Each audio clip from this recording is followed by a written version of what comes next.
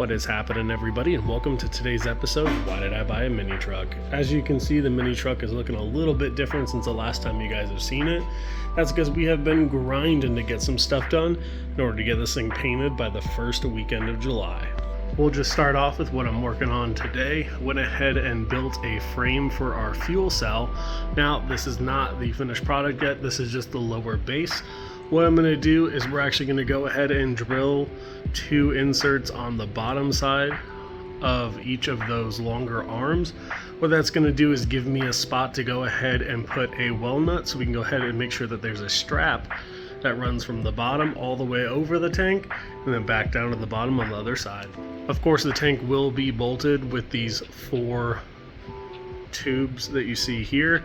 However, the bottom of the tank rests completely on this, and this is just a little cutout here so that the tapered portion at the bottom where the outlets go has plenty of room on the bottom of the bed. Speaking of the bed, I already went ahead and figured out where we're going to go ahead and put it. It looks like we are going to end up putting our fuel cell back here, just centered up with our rear axle. Nothing too crazy. We're going to raise it up. We're just going to drill a nice oval shape right here for our feeds to go ahead and head out from the tank to our fuel pump. We're going to also go ahead and probably mount our fuel pump over here somewhere, and then run our fuel lines so that they are out of the way. I originally was going to go ahead and mount it over here. This way the fuel lines could just tuck down, but it ends up being a little too close to our drive shaft when we're dropped all the way out, and I'm not 100% sure we'd have enough clearance for the fuel lines to route. At the very least, the hard part is done.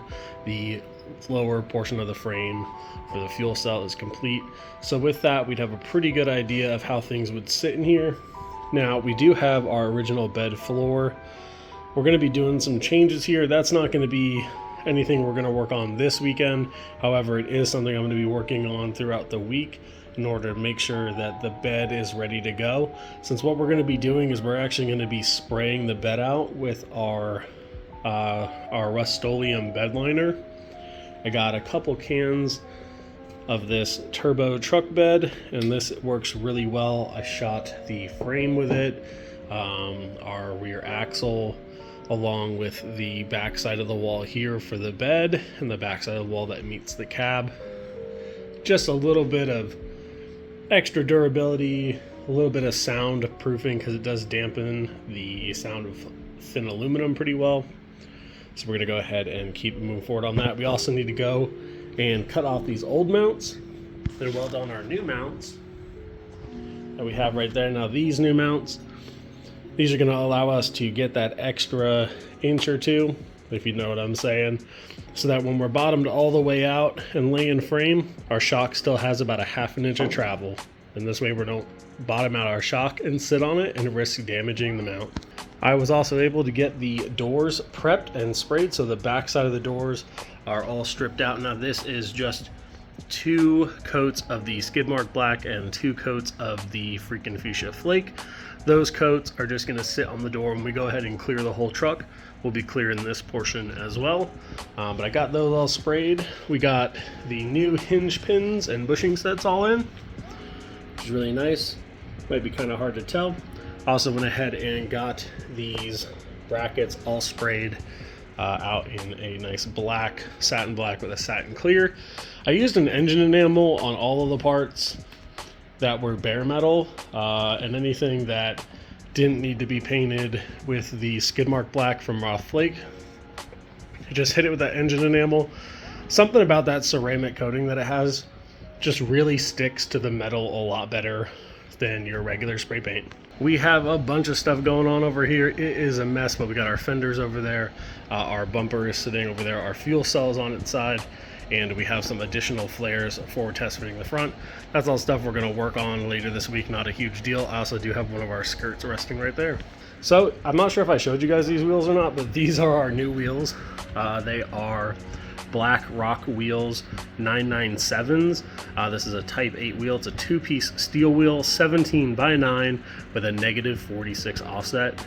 I am running 1¼ inch spacers all the way around on the truck.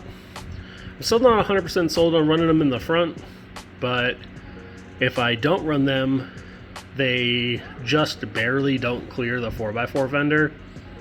And if I do run the spacer, then that will give us that extra 1.25 inches for our flare, and we wouldn't have to do any work on the fender. So I'm still not 100% sure what we're doing here in the front yet. I am working on a full fender replacement, but I'm not sure that's going to be ready for this truck. In those shots I showed at the beginning of the video, I did have the rear flare on. Now there is a little bit of stuff we're going to have to do back here, and it's my fault, guys. You guys always remember, learn from my mistakes. If you're going to be cutting your bed up for flares, maybe wait till you have the right wheels and tires that you want, and then you can go ahead and make the cuts. I also did get the bed bolted down, so this thing is solid. Went ahead and ran a sleeve in the back with a polyurethane bushing on the upper and lower portion, similar to what you would use on like a 4-link. It just come down to the height that I needed to make sure this body line was good. And then in the front, we are running just a 1/8 inch rubber mat spacer is essentially what it is. So a little disc of rubber I went ahead and cut out. Perfect for the bed. Everything here clear, so I'm very excited about that. There are a couple things that we need to do to the truck once we get the fuel cell mounted. I'm going to get the whole truck up on jack stands. We need to mount up the fuel cell, cut and do all of our AN lines up to our fuel pressure regulator and our rail. We also need to make sure we get the position and the bracket mounted up for our fuel pump. And then while the truck's in the air, I'm actually going to rebuild the whole exhaust. So I had built it in 3-inch. However, because the truck does lay frame and I was not able to tuck it up high enough, there was still about a 1/2 inch that was just going to drag the ground. So I decided to go with a 2 1/4 inch exhaust, which is what we are going to be running. I thought at first it was 2.5. It's 2 1/4. Had to double check, but we're basically going to duplicate the exhaust we already made, and the smaller diameter pipe will be really nice because it'll allow us to kind of go up under our bed and do our bed exit if that's something we are still going to end up doing. I was also thinking about maybe doing something out of the center of the back, but with the fuel cell and everything there, I don't really want to put it back there. I'd much rather have it come out here. It'll look cool. Hopefully it'll sound cool. We do have our Jones compact race muffler there, along with another MagnaFlow that is 2 1/4 in and 3-inch out. So that might be something that we put kind of in this section here right before we do our pie cuts to send it out the side of the bed. So this video is going to be a little bit shorter than most of my other ones, and that's just because I have been working. I know I haven't been filming a lot of the stuff I've been doing, but that's just because it is easier just to get in here and grind and knock it out. I think once we get the paint video out and the truck is sprayed, there will be a lot more videos coming out of assembling the interior, tucking all of our wiring harness inside, you know, mounting all of our compressors and our tanks and final nut and bolt checkup, that kind of stuff. We do still need to bleed our brakes and make sure that our clutch is nice and bled as well. And I'll show you guys kind of that process because we did delete the dampener. We did delete the brake bias back here. I'll show you guys how we did that when we do our brake line video. So I'm going to go over all of the brake lines, where they land, how I mounted them, and how you could potentially route them if that's something you wanted to do. Now I am going to be running the fuel lines along this side with our brake line that runs to the rear, similar to how the setup was on the original right here. I did keep this just as a reference for lengths, but honestly I've been just doing the own thing now. Underneath, I am still trying to figure out how we're going to get everything mounted up, whether I want to go above those supports or below the supports.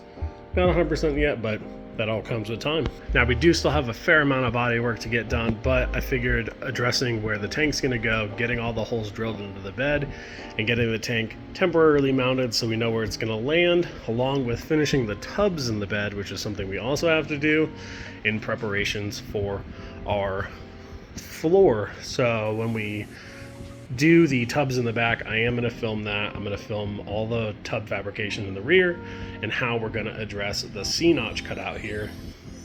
Now originally what I wanted to do was cut all of the old floor out and put a brand new floor. However, what I'm considering doing is smoothing out all of these cuts after we get the fuel cell mounted, figuring out where the tubs are going to go, and then I would like to weld the tubs in place with little block offs on each side, because The way this is cut is obviously different from our trailer fender that we're using.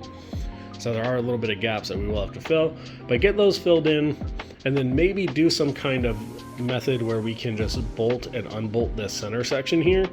This way, if anything ever were to happen, you'd be able to get in here, do any maintenance on the bags, do any maintenance on the lines or the four-link, and that would make, if you get stuck on the side of the road, super easy.